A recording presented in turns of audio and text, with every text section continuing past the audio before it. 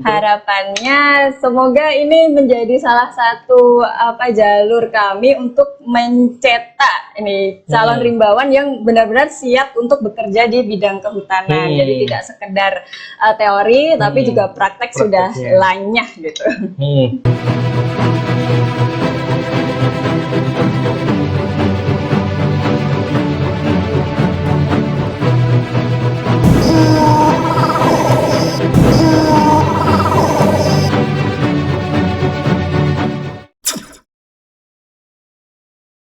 Assalamualaikum warahmatullahi wabarakatuh. Jumpa lagi dengan saya Hendra Dupurnama, masih dalam acara Bonawa Corner. Melihat Taman Nasional Boganinani Wartabone dari berbagai macam sudut pandang. Nah, kita kedatangan tamu dari jauh nih, dari SMK Kehutanan Negeri Manokwari. Kebetulan di bulan Februari ini dari SMK Kehutanan Negeri nih ada program PKL ke Taman Nasional Boganinani Wartabone. Langsung dengan ibu gurunya langsung nih, Ibu Ayu. Selamat datang Bu di Bonawa Corner. Selamat datang di Boganinani Wartabone. Selamat datang di Sulawesi Utara. Terima kasih. Sebelumnya bolehlah kenalan dulu lah, Bu Ayu ini dari mana? Oh ya, ini sapanya teman-teman Kak, Sobat Maleo. Sobat Maleo. Sobat Maleo. Oh, ya. Halo Sobat Maleo, perkenalkan saya Ayu Putri, guru kehutanan dari SMK Kehutanan Negeri Manokwari. Terus apa lagi nih Kak? Apa sih tugas guru di sana di SMK Kehutanan Negeri? Ya. Jadi tugas pokok dan inti guru yang jelas adalah membimbing dan mendidik putra-putri yang masuk di SMK Kehutanan Negeri Manokwari. Nah, tugas tambahannya nih Kakak, termasuk mengantar PKL seperti saya sekarang. Ada supervisi PKL, ada penjemputan PKL, terus masih banyak sih, nanti kita mungkin kenalan di belakang. Kita bahas satu-satu ya. Terus dalam rangka apa sih Boganinani Wartabone? Oh ya, tadi udah ke-spill dikit ya. PKL.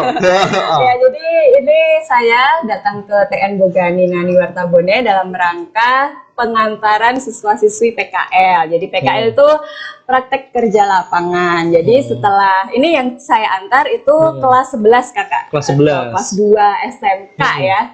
Nah, jadi setelah 2 tahun belajar di bangku sekolah, lalu kita tes ataupun juga kita tambahkan pengetahuannya. Praktek langsung di lapangan berarti? Langsung di lapangan selama 2 bulan, gitu. Terus, apa aja yang pengen didapatkan di sini? Yang jelas, pertama adalah pengalaman siswa-siswi dan tentunya juga pembimbingnya sih, Bapak Ibu gurunya juga sih. Terus habis itu penambahan ilmu juga, karena kan mungkin selama 2 tahun ke belakang ini cuman belajar alat, belajar bikin petak ukur dan sebagainya, itu cuman di lapangan sekolah gitu kan. Paling maksimal mungkin kami ada semacam taman hutan rakyat begitu, taman wisata alam Gunung Meja itu. Jadi kita cuman pergi ke sana terus ya melihat juga satwa dan juga floranya juga sekitar yang ada di sekolah juga kan sama. Maka dari itu kami melancong agak jauh nih di Pulau Sulawesi, Sulawesi Utara ini, karena saya dengar-dengar di TN Bogani ini ada satwa endemiknya. Nah, jadi kita mau kenalan, pengen tahu anak-anak apa sih keunikan perbedaan flora fauna di Papua dan di Pulau Sulawesi. Nah, ini kan tahun kedua Bu Guru ya? Tahun kedua, sebelumnya pernah dilaksanakan tahun 2022, sama kegiatan yang sama. Kenapa sih mau melibugani lagi tahun yang kedua ini? Oh ya, kebetulan Kakak kemarin ini masuk testimoni nggak ya sebenarnya ya? Jadi tahun kemarin itu kami, Bapak Ibu Pembina itu merasa siswa-siswi ini begitu keluar dari PKL, dari TN Boganinani Wartabone itu banyak tambahan ilmu yang benar-benar sangat dirasakan. Ini bukan bukan lebih-lebihkan ya. Tapi karena benar, dan kan faktanya juga kami kesini lagi. Kalau yang tahun lalu itu Kakak kan kebetulan siswa-siswi yang 2 tahun itu belajar online, terusnya bahkan ketemu Bapak Ibu guru pun tidak bertemu secara langsung.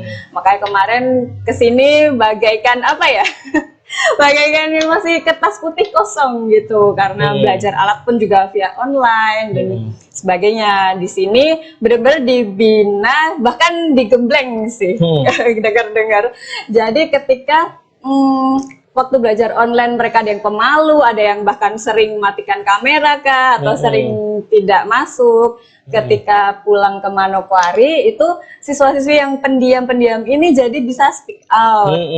Terus dengan sangat bahagianya mereka menceritakan pengalaman sewaktu di sini. Terus dites, belajar alat apa mereka sudah lebih mendingan, terutama juga untuk komputernya kakak. Nah, kemarin meskipun itu bukan kegiatan utama PKL ya, tapi kan kami merasa memang ada kekurangan di bidang seperti itu dan Balai TN pun juga membimbing. Terus harapannya apa sih Bu Guru? Harapannya buat yang pertama harapannya buat siswa-siswi nih. Yang kedua harapannya buat SMK Kehutanan Negeri Manokwari sendiri. Oh ya, kalau untuk siswa-siswi ya, semoga apa yang kakak-kakak kemarin dapatkan, kakak-kakak kelasnya kembali didapatkan. Apalagi sekarang ada spesifikasi apa ya, ilmu. Kalau yang tahun lalu itu kan di setiap resort, kemarin 6 resort ya kalau nggak salah kakak. Itu kami belajar dari invent sampai pembinaan habitat itu di satu resort, kemudian diulang lagi di resort yang lain. Nah kalau yang ini resort kami minta ada spesifikasi khusus dan mereka mencoba di 4 resort bergantian.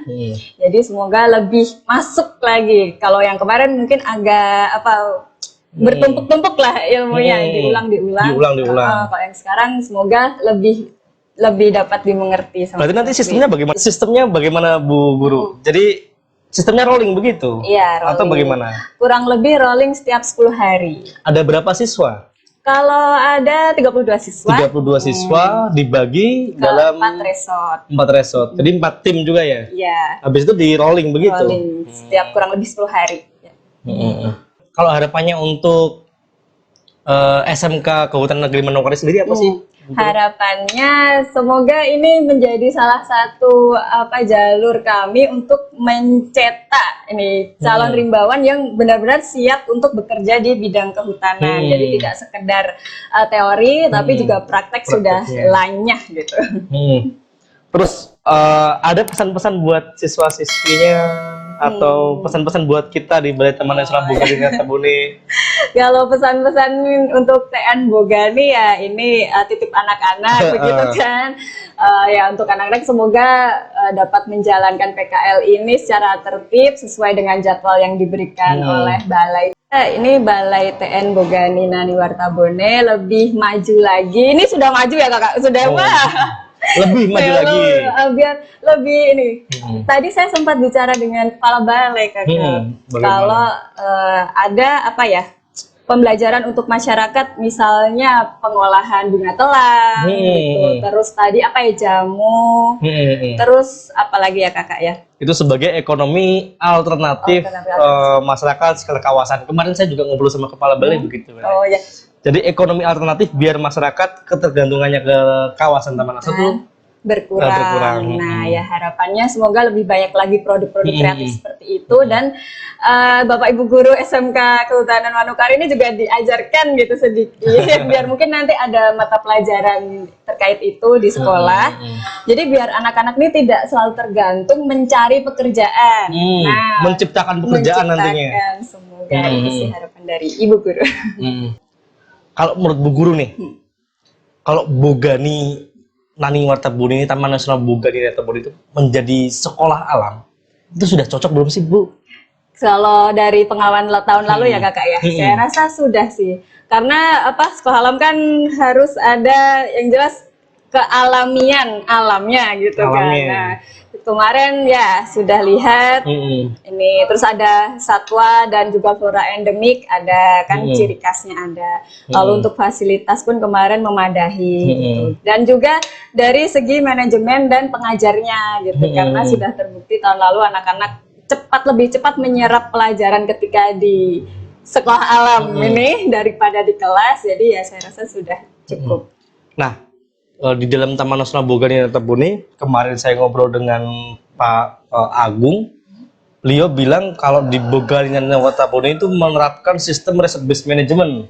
Tuh, terus teman-teman ini mau ditaruh di resort. Bagaimana tanggapan Bu Guru tentang itu? Oh ya, saya setuju sih, dan juga kemarin kami dari SMK Kehutanan Negeri Manokwari juga minta anak-anak agar dipecah ke dalam 4 resort, agar di sana dan juga di rolling ke 4 resort itu, agar merasakan bagaimana sih manajemen per resort kan, dan juga apa sumber daya alam per resortnya juga. Jadi benar-benar pengen tahu. Mungkin kita bisa bahas satu-satu loh. 4 Bu Guru ya, 4 tema tadi. Yang pertama tema apa, ekowisata gitu. Ekowisata. Ya. Harapannya bagaimana?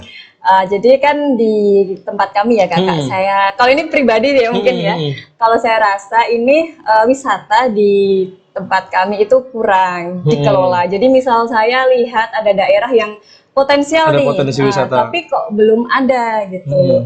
Terus saya pun juga sering bicara di kelas tuh, Dek, Mbok, kemarin saya habis misal PPDB loh dari asal Tesmu. Ada ini, kenapa sih di situ belum ada wisata yang dikembangkan gitu? Ibu gitu, ya mungkin belum ada orang yang bisa kelola itu gitu. Nah, saya langsung balikan ke mereka ini, lah berarti kan tugas kamu karena ini wisata dan daya tariknya alamnya. Berarti kan tugas anak kehutanan gitu. Oh begitu ya Ibu ya. Mengembangkan ekowisatanya. Gitu.